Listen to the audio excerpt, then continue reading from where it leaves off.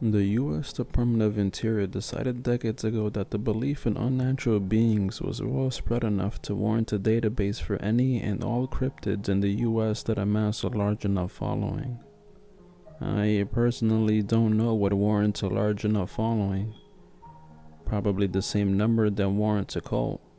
All I know is that a group of people sit in a single office block all day monitoring national park inquiries, taking phone calls, and investigating every sighting that local authorities deem unfit for their time. They compile each news story into a resume-style format, label it under a broad category, and let it sit. Then, once a quarter, some unlucky bastard pulls the short straw and has to go through every report and decide which ones are considered the same event, and if those events can be filed under a more widely known cryptid. Some events go straight into specific files, nationally known ones like Bigfoot and the Chupacabra. Others go without a partner file for decades. But even the most outlandish and obviously hallucinated sightings will sit in a filing cabinet till the end of days. That's mostly because they aren't allowed to ever remove a file for any reason, even if the witness tested positive for hallucinogens or have gone on statement testifying under oath that it was a fabricated story.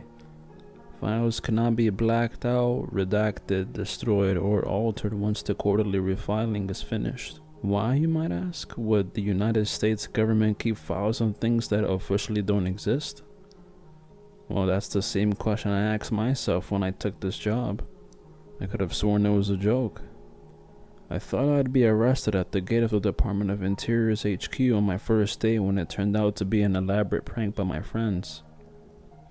Through the gate on my first day, I wondered what they'd tell me my real job was going to be once I was in a place where saying no wasn't an option.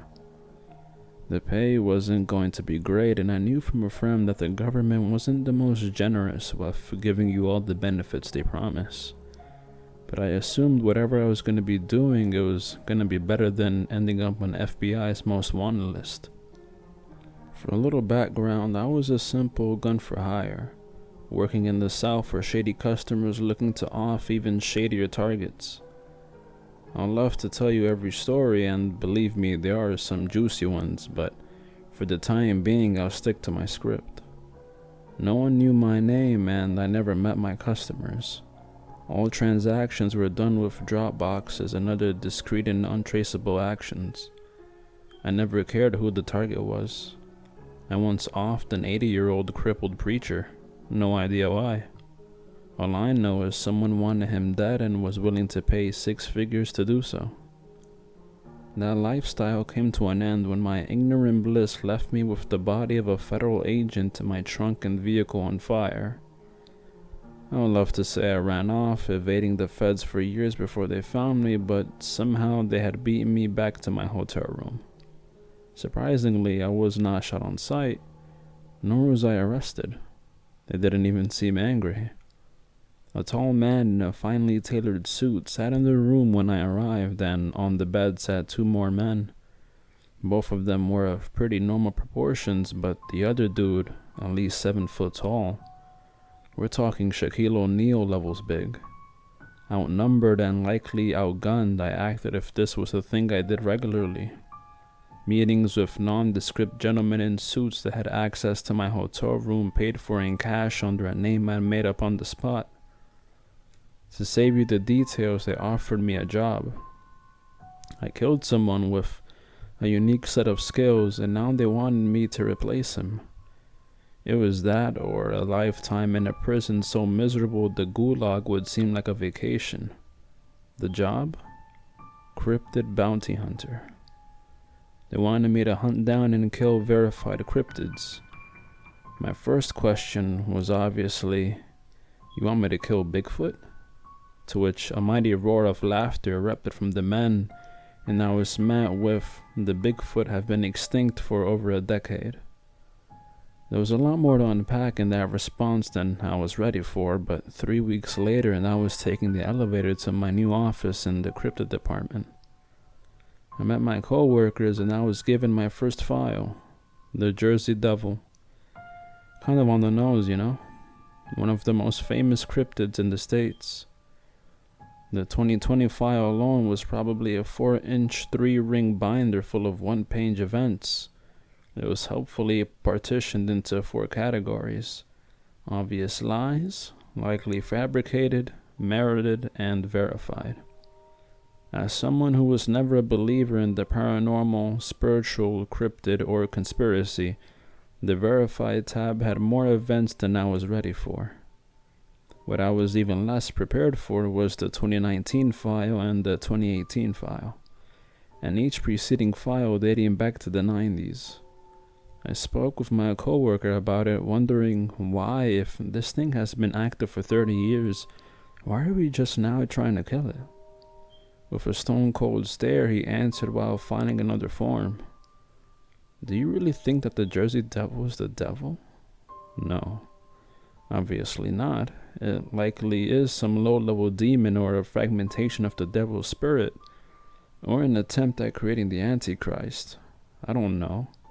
I just filed the forms. But what I do know is that we kill one every 2 to 3 years. I've spent the next few weeks doing my desk research, reading files, and occasionally hitting up Google just to get the layman's sense of the job. Apparently, I wasn't getting any help with the hunt since this was a test run. See if my bounty hunting translated from human to supernatural.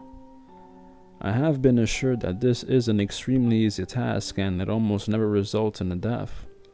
The Jersey Devil, henceforth referred to as JD, is a more timid and frail cryptid, relatively speaking.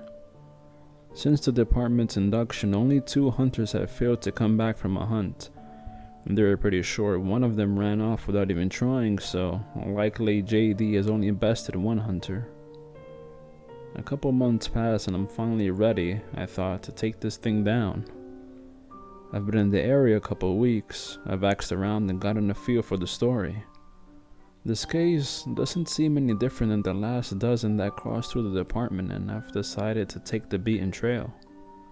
The last girl to hunt JD down did so with relative ease.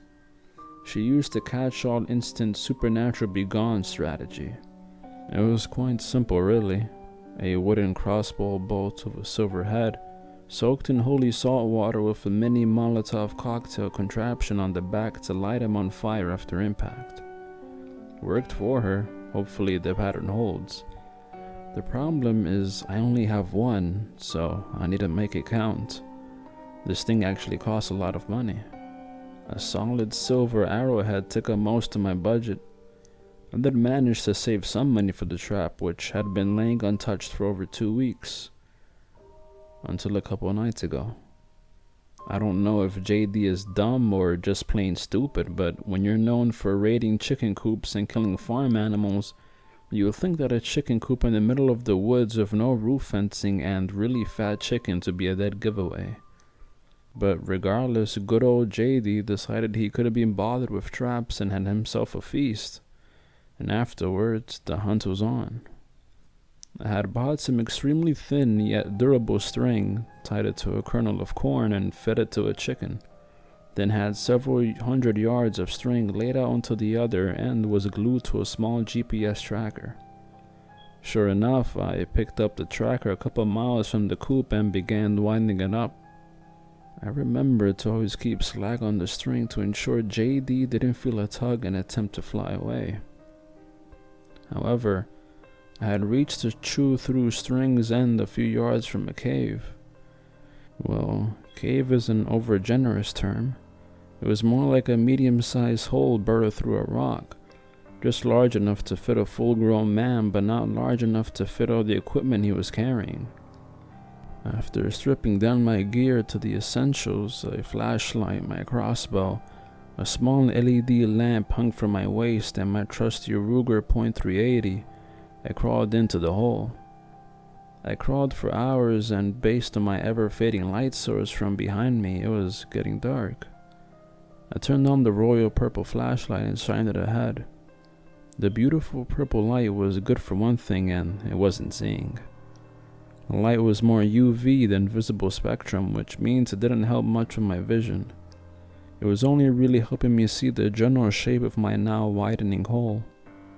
When the sun had finally petered out and my flashlight was the only source of light for me to see, I began to regret crawling in here so late in the evening.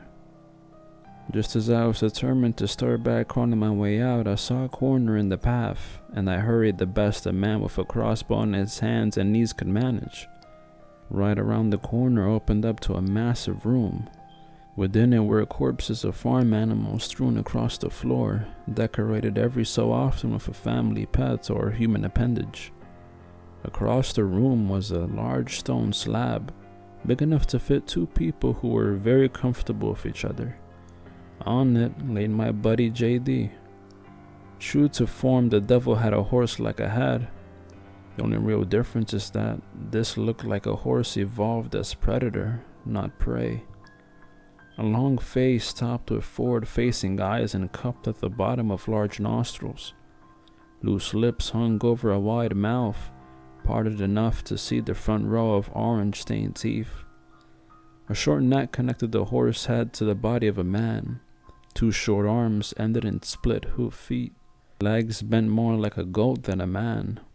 His lower half was more of the same. Human thighs turned furry and bent backwards, ending in split hooves. There were more than a dozen yards between us, and even on a good day, my crossbow skills wouldn't risk taking my one shot on JD from here. I fastened the purple light to the bottom of my crossbow so I could aim and see at the same time. I knew that a stealth mission from here would be futile. Too much blood covered the floor and too many carcasses were littered about to make it within range and without being heard. Luckily, JD seemed to be asleep, so he didn't notice me right away. I bet you're wondering, why a purple flashlight? I bet you're guessing he can't see a purple UV light, and that by using it I can see without giving him a light source. That couldn't be farther from the truth. Turns out old JD is hypersensitive to UV and purple light. I'm hoping that shining it right in his eyes will blind him just long enough for me to get the shot. I had 2 options. I could try my best to sneak up on him, get as close as I could, and whenever he eventually woke, take the shot from where I was and pray my aim be true.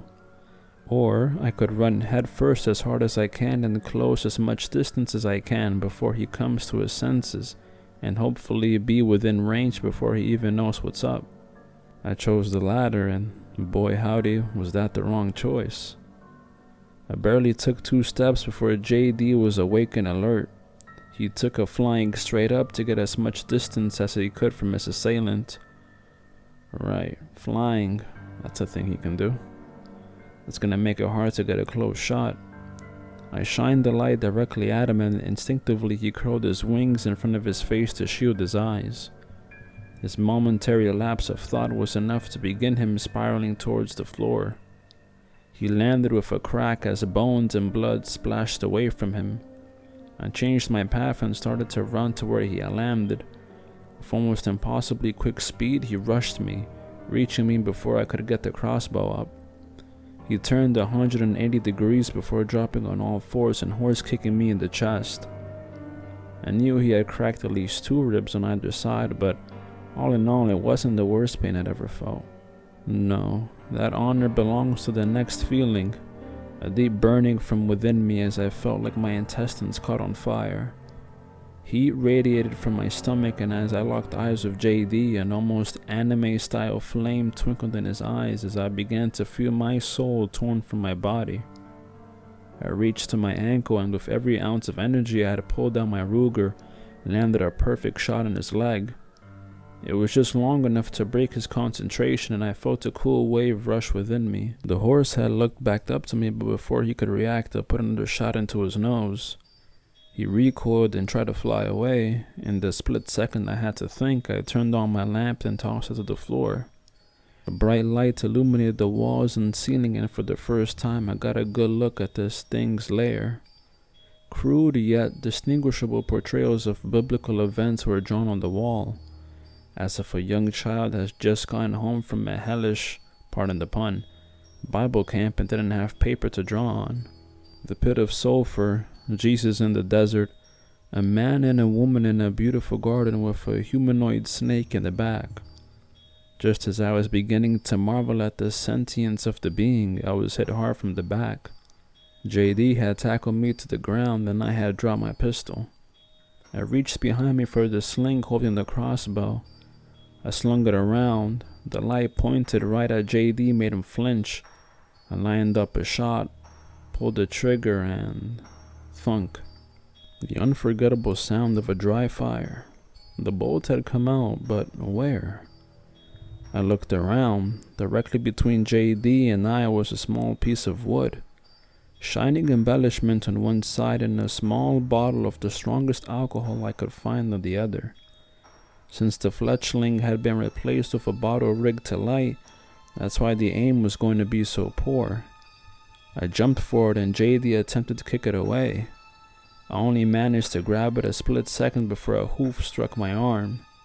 A loud crack filled the room as a bone in my arm broke. He looked at me and I knew there was consciousness behind this disgusting animal. Did he deserve to live? That question was quickly answered as he grabbed me and began flying me to the ceiling. A short fall and a minor concussion later, I realized it's him or me. And sorry, JD, I kind of like my life. He takes a dive at me, likely attempted to drill me into the ground. At last, the moment I rolled out of the way as he crashed into the stone floor, creating a small crater. I loaded the bolt, turned to JD, and with a whimsical "go to hell," I let the arrow fly.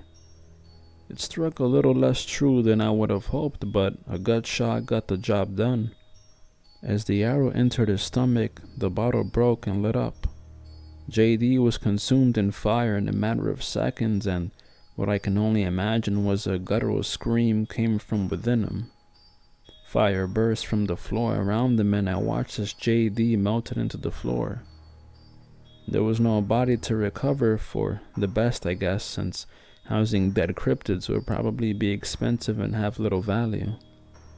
When I arrived back at my office, I refiled the 2020 Jersey Devil file into the not a problem room. I'd love to tell you my pay was great for the attempt, or that my insurance covered my hospital stay, or even that I got a week off of work paid for the event, but no. The pay was shitty, less than I get for headhunting, and the bills eventually wound up in my mailbox, almost nothing covered. And I was notified, comp pay doesn't start until your first year finishes. But hey, I bested the Jersey Devil, and there's nothing in my contract saying I can't tell you all about my stories. So here we are, a big middle finger to corporate government, and hopefully you all got a fun story.